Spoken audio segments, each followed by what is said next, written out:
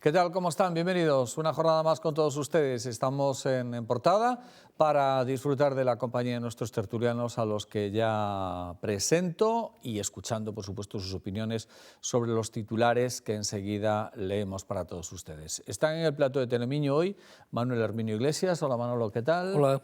Encantado de saludar también a Pepe Araujo. Hola Pepe. Hola, ¿qué tal, Antonio? Y a mi lado está Julio Álvarez. Hola Julio, ¿cómo estás? Un placer. Encantado. Lectura de los titulares. El primero de ellos habla de los bolsillos de los ourensanos. El ahorro de los ourensanos creció durante la pandemia en 879 millones de euros, dice el principal de los asuntos. En el subtítulo, los depósitos bancarios llegaron a 9.325 millones en el 2021 frente a los 8.456 del 2019. En el apartado más noticias, varios temas, uno por uno. El primero de ellos, Ourense reducirá la factura de los carburantes en 14 millones con la rebaja.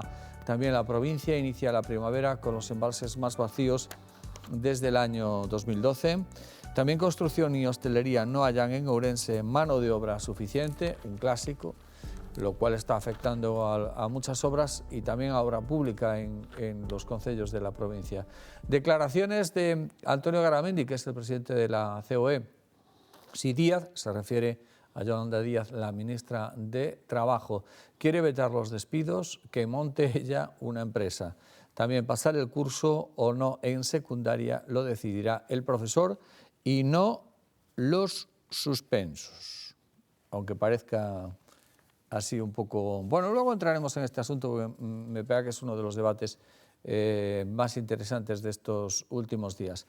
Y para nada interesante, hombre, sí, desde el punto de vista del seguimiento a la actualidad, pero, en fin, la situación que se sigue viviendo en Ucrania, pese a ciertas lucecitas. Ucrania acepta su renuncia a la OTAN y sienta las bases para una próxima paz con Rusia.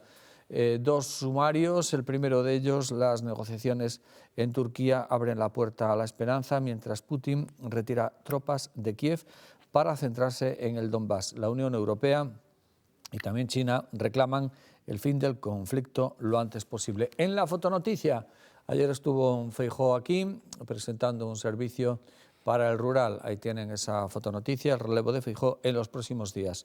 El presidente explicó que es inminente su cese al frente del Partido Popular, Popular de Galicia, se entiende, y a partir de abril se activará el relevo en el gobierno autonómico. El presidente de la Xunta y la consellera Fabiola García, ahí están ambos en esa escalinata de un camión, de una especie de unidad móvil, con los nuevos autobuses itinerantes de atención médica, sobre todo para el rural. En lo alto de la portada, una entrevista a Luis Cepeda, el cantante urensano. El camino es cuestión de cultura y encontrarse con uno mismo. Hoy con el periódico El Xornal Escolar, un supernocole para aprender lectura e mates. Son los asuntos de este miércoles, día 30 de marzo del 2022.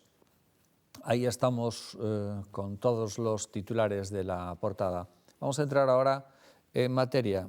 Crece el ahorro en Ourense y no le vamos a preguntar a Manuel Herminio Iglesias cuántos de esos 9.325 millones de euros son de él, porque lo suponemos que serán los 9.000 y los 325 serán a repartir en el resto de los tertulianos. Pero bueno. No serán todos. Serán todos. Por ahí anda cosa. Por ahí anda cosa. Por ahí anda cosa. Los depósitos bancarios llegaron a 9.325 millones. ¿Esto es bueno? ¿Esto es malo? ¿A qué crees que responde? Hay algunas teorías que dicen que la inmovilización del dinero frena tamén el consumo, la reactivación, la inversión e todo Eu isto. digo xa a miña teoría. Veña. O despois non sei se coincidirá. É a que interesa. A miña teoría é que en tempos de incerteza e como hai unha guerra a nivel, o sea, que se pode extender todavía, aínda está aí en ciernes, non? De que pudera extenderse a nivel mundial, o sea, ser a terceira guerra mundial, e que todo ese tipo de cuestións que derivan sempre pois que a río revolto ganancia de pescadores, cando empeza a subir un produto, en este caso fundamental como é o petróleo ou como é o gas, pois automáticamente todo o mundo se dispara e algúns fan caixa e outros non. Pois eso obriga que a xente, a veces vendo ese panorama con un pouco de incerteza, pois plegalas e dice, bueno, vamos a tomarnos un pouco con calma esas cousas e non vamos a invertir, vamos a guardar o pouco que temos por si acaso. Eu creo que ese é o feito fundamental. O sea, cando na política se dice que para que exista inversións ten que haber certezas na legislación e ten que haber cuestións seguras, pois este é algo parecido, non hai un momento de incerteza no mundo e entonces, bueno, pois como hai un momento de incerteza, todo o mundo plega un pouco de alas. Para min é eso nada máis. Vale. A que obedece, según tu punto de vista, Pepe? Eu penso que son varias cousas. Unha delas é que a poboación de Ourense é unha poboación maior e, polo tanto, cando eres maior, pois parece ser que aforras máis, non? Eres como máis conservador e... É menos necesidade de gasto. E menos necesidade, exactamente. O mellor se tens as hipotecas pagadas, xa... e as persoas maiores son como máis prudentes. E despois coincido no de que hai tanta incertidume, tantos problemas que foron pasando nos últimos anos, sobre todo da pandemia, tamén xenerou moito aforro. De feito, había unha curiosidade que era que as empresas de reformas, a raíz da pandemia, disparáronselle as súas demandas de servicios, non? Porque a xente quería facer reformas constantemente nas casas, as mueblerías parece ser que empezaron a vender outra vez. E ademais porque a xente aforrou e ademais considerou que o hogar tiña que ser máis confortable ou que tiña que estar mellor. Pero sobre todo que bueno, coincidindo co tema da posible guerra, bueno, a guerra que existe, máis os efectos que pudiera ter no resto do mundo, e máis e a pandemia e todo o que xenerou, pois eu penso que isto fixo que a xente se fixera máis conservadora e empezar a aforrar. Julio? Sí, son efectos acumulativos, efectivamente. Primeiro, a pandemia cambiou hábitos de costume de todos nós. Efectivamente, o confinamento, claro, a falta de relación social, sectores pechados como hostelería, onde había unha importante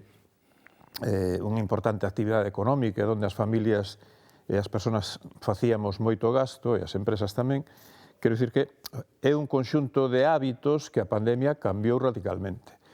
A guerra añade ou incide especialmente no tema da incertidume, que ocasiona que todos seamos máis conservadores a hora de decidir que facemos cos nosos recursos, evidentemente. Pero son ese conxunto de situacións as que levan, porque eu creo que o que se fala do envellecemento da población, bueno, a provincia de Ourense, asistimos na provincia de Ourense a un envellecemento da poboación desde fai moitos anos e, por lo tanto, non é un factor que este incidindo especialmente neste momento.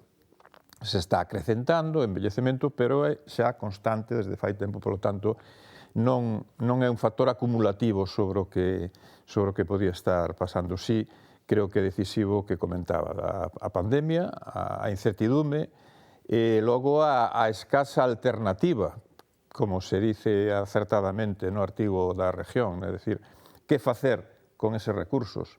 Ante a incertidumbre, podías invertir, podías ir á bolsa, podías facer esa aposta de futuro, pero tamén no ámbito local non temos probablemente un acceso a participación en proxectos empresariais que reactiven ou que deriven ese aforro hacia a actividade económica. E todo eso, añadimos que están os cartos no banco e o banco non... Cobra. Exacto. Claro, se fora como en tempos donde se tributaban, o sea, sí, claro, había un se retribuía, sí. Claro, un tipo de interés. Efectivamente. Os créditos estaban polas nubes, pero, bueno, tamén o mellor ese aforro conservador, tiñas aí aquelas famosas libretas de plazo fixo, que rendían tal si tiñas o plazo dun ano, outros Ahora anos. nada. Sí, pero é curioso que neste momento que se está disparando a inflación, e, sin embargo, os tipos de interés... Por certo, 9,8%. E, sin embargo, os tipos de interés que sempre van, de alguna maneira, parellos á inflación, é dicir, é casi imposible pensar nunha inflación alta con tipos de interés cero. E é o que está pasando neste momento. Temos tipos de interés prácticamente cero e, sin embargo, a inflación galopante, con o cual os depósitos bancarios, en términos monetarios, podense manter constantes, pero en términos de renta están baixando, en términos reales. Muy bien. Bueno, ¿cuál es tu apuesta, Pepe Araujo, para suceder a Feijóo aquí en Galicia? El relevo de Feijóo, dijo él ayer, en los próximos días. Hay quinielas abiertas. ¿Quién crees que puede ser presidente de la Xunta? A verdade é que está difícil, porque Feijóo fixo unha política moi centrada na súa persoa e o perfil que había alrededor dele era un perfil de os propios conselleiros eran un perfil como máis técnico, non? E non é como na época anterior con Fraga, que había conselleiros con moitísimo tirón, con moito peso, incluso había delegados nas provincias con moito peso político tamén, non? Había moitos delegados e moitos deles con moito peso político. E agora mesmo, a verdade é que o vexo, non sei, non o teño nada claro quen pode ser, No pero le bueno, da- apostaría, non sei se tuviera que, si metís, aposta por alguén, pois non sei, Alfonso Rueda parece que ten moitas papeletas, non? Por o papel que leva xogando durante todos estos anos como segundo. Fixo carreira con él incluso na oposición. Sí, Estaba sí, con sí, él. sí. E, bueno, e hai por aí algún outro conselleiro que tamén podría ser. Pero, bueno, o tema préstase interesante. Como lo ve, Manuel Herminio? Bueno, vamos a ver, a mí que me parece que, dado por o que escoitas en prensa e dos corrillos que van falando, primeiramente, empeza a haber unha pugna de certo poder do provincialismo. Nesto quero decir que Ourense, pois aquí o señor Baltar, o fillo de Baltar, pois quitou peito dicindo, bueno, aquí estamos nós para decir tamén un pouco o que temos que decir, non? Porque, claro, mira que cousa máis curiosa, somos chave para manter o goberno na Xunta, pero tamén queremos decir a hora de poñer presidente.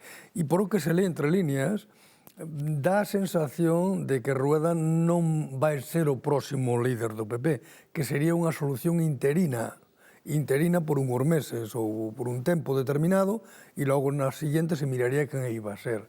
Non o sei, as liortas ou os asuntos internos dos partidos políticos resultan a veces difíciles de entender. Pero a mí si me gustaría que houbera un presidente que, ainda que fora conservador, bueno, fixera acento e puxera acento en defender realmente un Estado autonómico e ampliálo, se pode ser, ou milloralo. E non ter unha persona como Feijóo, que máis ben para min foi pois, un pouco un mandado de Génova e pouco máis, mirando sempre cara a Madrid. Por lo tanto, o mellor non sei, por unha persona que me chama a atención cando fala e que porque é educado e correcto e é unha persona, é Pedro Puig, non sei se será o mellor ou non, pero bueno, créome que o provincialismo apunta a querer facer valer as súas tesis, a ver o que mandan facer por aquí estes que controlan a provincia e a dominan, que por certo, onte Feijóo botou unha puntada que me deixa non estupefacto, porque xa hai tempo que dixen que non me gustaba, dixo que Ourense era a provincia que máis aportaba para o Partido Popular en Galicia, e incluso para moitas partes de España, non? E eu digo, bueno, e como está Ourense? Que pena como está Ourense. Ourense provincia e Ourense de idade. Que pena. ¿Y cuál es la teoría que sustenta Julio? Bueno, eu creo que a marcha de Feijóo a Madrid ten algúns puntos positivos e outros máis dudosos, non? Desde o punto de vista do que lle interesan os cidadáns, do que nos interesa aos cidadáns galegos. Por unha parte, eu creo que vai ser relativamente fácil unha estabilidade política no Partido Popular en Galicia, porque Feijóo vai a manter un estreito contacto, por decilo desa maneira, non? Vai a manter un estreito contacto co PPDG, e que, polo tanto, todo o que ocurra en torno á sucesión del vai estar controlado, podíamos decir así. Esa estabilidade política dentro do PP pode permitir pois, tamén que a comunidade se beneficie de unha sucesión ordenada e que, polo tanto, podamos facer política en mayúsculas aquí, contando que a oposición este fortalecida tamén, non? Por lo tanto, vai haber un sucesor de Feijóo nominado por o propio Feijóo. Eso non está fora de discusión en todas as quinielas, é dicir, por moito que saque peito José Manuel Baltar dicindo quen debe e quen non debe ser, eu creo que o sucesor de Feijóo decide o Feijóo, non o decide o Partido Popular, decide o Feijóo, e que, polo tanto, se aventura eso. Non sei se eso ten tamén esa vertente, por onde apuntabas tú na última fase da tua intervención, que hacia onde queremos que vaya Galicia nos próximos anos. E se non vai dificultar, precisamente, eu creo que un desexo amplio da sociedade galega de acadar maiores cotas de autonomía, de autogoberno, que permitan rentabilizar os recursos e as capacidades que temos aquí en Galicia dentro do conxunto, armónicamente dentro do conxunto do Estado, non? E, polo tanto, pode haber esa dependencia, quero dicir que esa dependencia de Madrid pode facer que non lle imprimamos toda a potencia á política galega que sería de, se salira un líder dentro do Partido Popular, elexido por as bases do Partido Popular e que representara pois o que o Partido Popular de Galicia no conxunto quere neste momento. Vamos a hacer la pausa para la publicidad, que es lo que toca. En unos instantes recuperamos de nuevo la conversación en torno a asuntos de la jornada. Hasta ahora.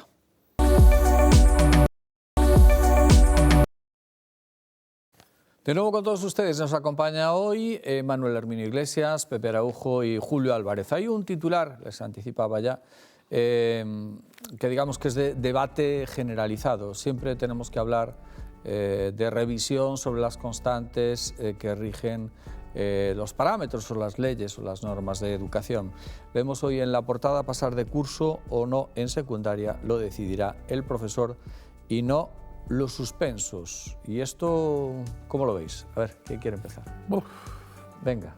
a mí no me gusta, así, con toda franqueza. ¿No te gusta empezar o no? No me gusta ese posicionamento. Pasar de curso o no en Non me secundaria gusta lo porque decidirá el parece profesor que se y no... quere cargar encima do profesor unha responsabilidade que tamén tiña que vir avalada por resultados e que debía ter límites. Por exemplo, non sei se hai límites ou non hai aí, do que desconozco, pero imagínate, un señor suspende 4 asignaturas e pasa igual de curso porque o profesor dice que é bo. No, pero habrá un límite, non? Claro, supoño que habrá un límite.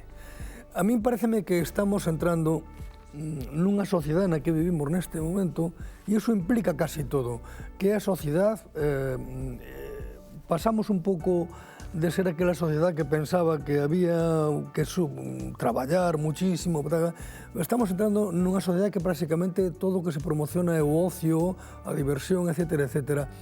E no estudio tamén existe o traballo. E se non existe traballo, tampouco se estudia. O sea, eu vexo un pouco ese factor un pouco débil de que non se prima o esforzo. E claro, cando tú te quedas solamente que o profesor decide, os pais tamén poden, os pais, os tutores desa persona poden decir, hombre, é que o profesor non me quixo pasar.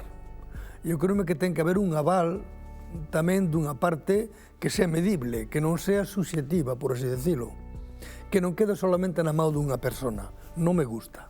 Vale. Pepe.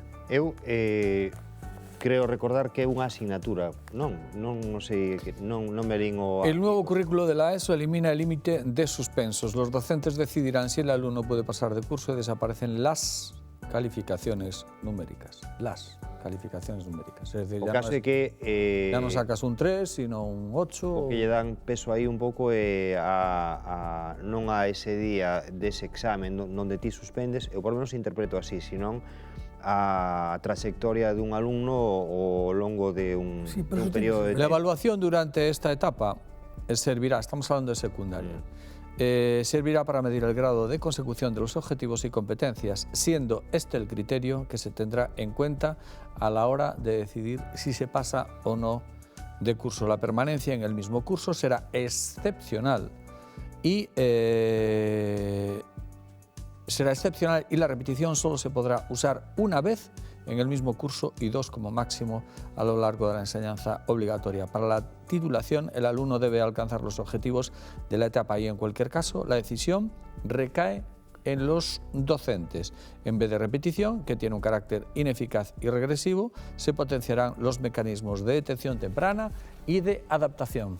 Eu o que vexo é, por un lado, uns docentes cada vez mellor preparados, que cuidado quitarte unha oposición para a enseñanza, ou que teñen que loitar para quitar esa oposición, e vexo aos nenos e as nenas cunha carga de traballo tremenda, que decir, eu non creo que ahora mesmo nin aos nenos nin aos adolescentes lles estén regalando nada na primaria, nin na secundaria, nin na universidade, ao contrario. Penso que se lles exixe máis que máis que nunca. E a min pareceme que tendo uns profesores ben preparados, que fagan ben o seu traballo e que valoren a evolución de un rapaz ao largo dun curso, a súa capacidade de traballo, non? Como foi, aquí ao final estás facendo probas constantemente, estás facendo traballos constantemente, e que teña o profesor esa capacidade non me parece mal. Sempre que sexa unha cuestión moi profesional, e eu penso que ahora mesmo hai xente moi profesional traballando na enseñanza. De acordo, Julio. Pero todos recordamos, creo, que todos recordamos o caso reciente de un profesor que aprobaba sistemáticamente a todos os alumnos. Foi moi criticada, moi debatido nos medios de comunicación este feito, porque el facía isto, justificaba esa decisión en base a que isto era un estímulo para os alumnos, que nadie se sentía relegado e que se sentían moi estimulados. Que quero dicir con isto? Quero dicir que a mí me parece un erro facer descansar exclusivamente nunha figura unipersonal a decisión de si a evaluación debe ser nun sentido ou noutro sentido. Creo que non todos os profesores teñen o mismo nivel de exixencia, nin todos os profesores teñen os mesmos niveles de responsabilidade, nin todos os profesores teñen os mesmos criterios á hora de decidir. Por lo tanto, a mí me parece que se non se poñen outros filtros que eu supoño que se van a poñer, é o que non sabemos exactamente na norma, este feito de facer descansar exclusivamente en algo tan subxectivo como a valoración de en que medida un alumno supera unha etapa ou non, é moi peligroso, non? É dicir, no todos os profesores tamén tienen el mismo umbral de exigencia. Exacto, exacto. Entonces, con o cual desequilibraría entre uns centros e outros, incluso dentro do mismo centro, desequilibraría totalmente o criterio de quen pasa, quen non pasa, quen continúa e quen non continúa. E que, polo tanto, ten que haber mecanismos obxectivos que permitan que, si finalmente vai a ser o profesor o que decida isto, que se base precisamente en criterios perfectamente definidos e contrastados para que non haya esas diferencias de criterio á hora de aplicar que podría conlevar a que sucesivamente nos cursos seguintes se fosen acumulando diferencias de formación evidentes entre uns colectivos e outros.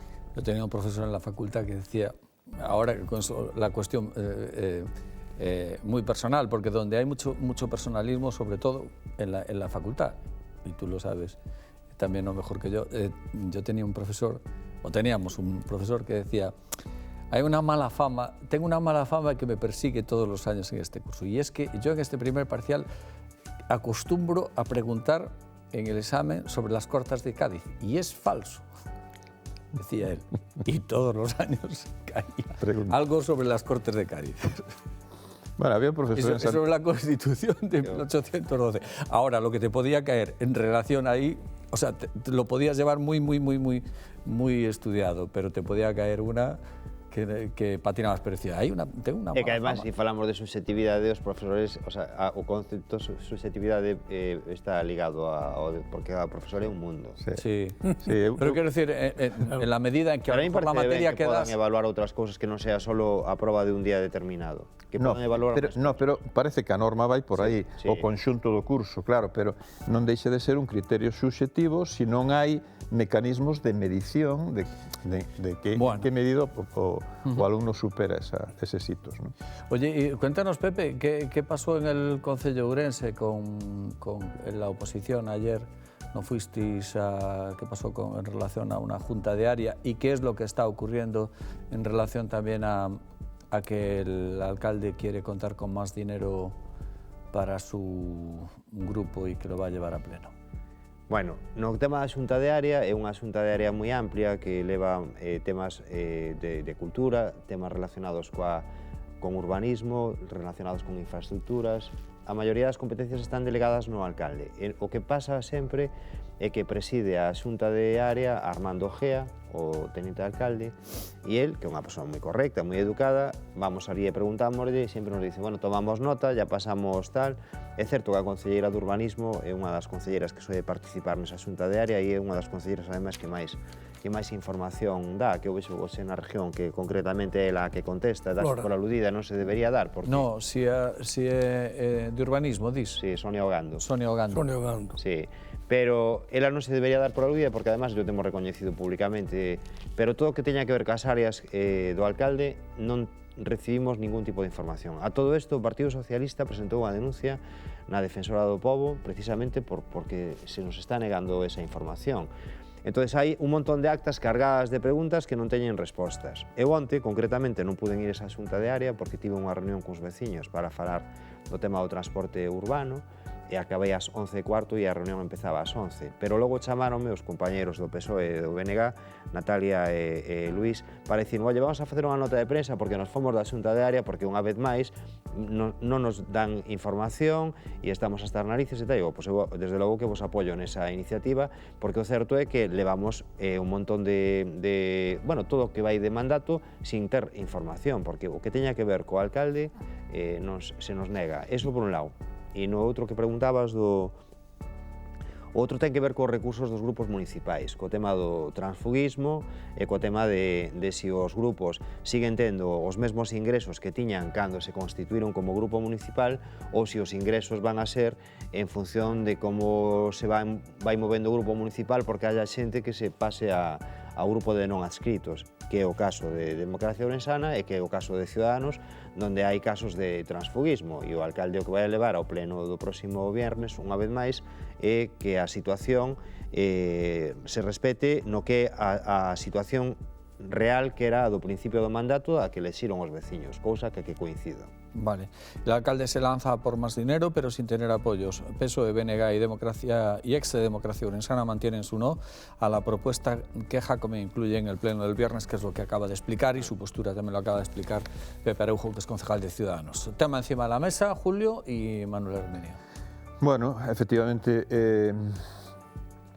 os veciños elixen, eso determina cal é a composición do pleno municipal, polo tanto, probablemente a favor da tesis, explicou no Ben Araujo, a favor da tesis de que se manteña esa asignación a grupos que sea esta, pero sin querer fortalecer digamos, as posibilidades de que prosperen o transfugismo, eu creo que é perseguible, debemos perseguir con toda a forza o transfugismo, porque non é un exemplificante para a vida política, pero, sin embargo, a mí me parece que recargar sobre as arcas municipales, porque eu creo que ao final vai a ser eso, o transfugismo recargaría sobre as arcas municipales si por un lado se mantén a asignación a grupos a inicial e ao mesmo tempo se atende a petición de outros grupos que acaban de nacer no grupo mixto que se incrementan notablemente, como está sucedendo na actual legislatura no Concello de Ourense. Pero non hai grupo mixto. Bueno, pero quero dicir, non existe o grupo mixto. Que asignación económica se lle dá ao grupo mixto? Cero. Ninguna, porque claro, son grupo mixto. Eso desequilibra... Son tránsfugas que decidiron secuestrar a súa. Claro, eso desequilibra, de alguna maneira, é condenar o grupo mixto ao ostracismo. Claro.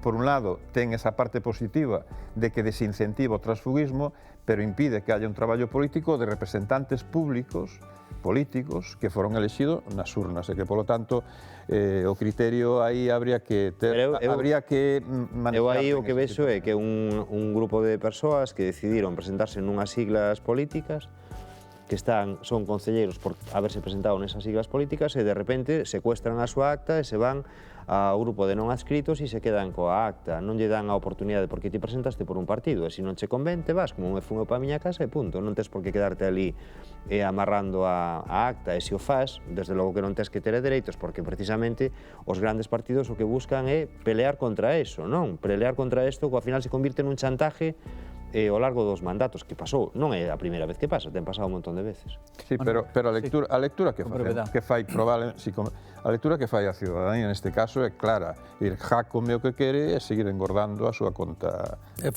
ingresos. Eso é outra cousa diferente, claro. Bueno, pero a lectura externa é esa.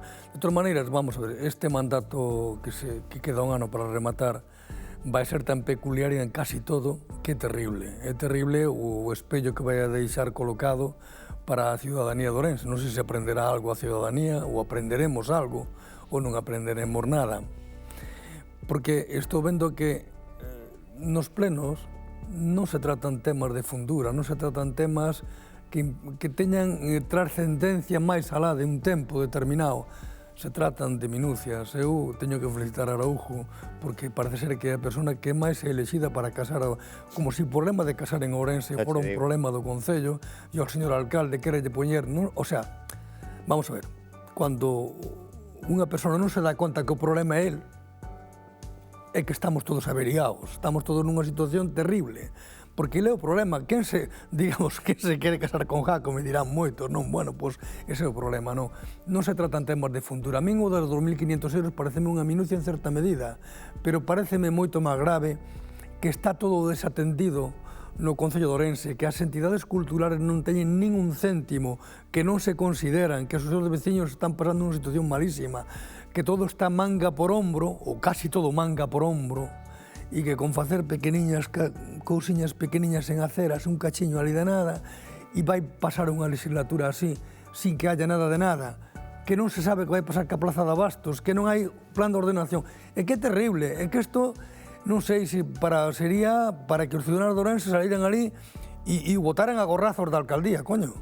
Bueno, pues lo dejamos aquí, que nuestro tiempo se ha concluido, se ha consumido ya. Gracias, Manolo. Hasta la próxima. A vos. Gracias, Pepe. Un placer, Julio. Hasta la próxima. Hasta la próxima. Y a todos ustedes, como siempre, muchísimas gracias. Nos vemos mañana de nuevo. A disfrutar, amigos.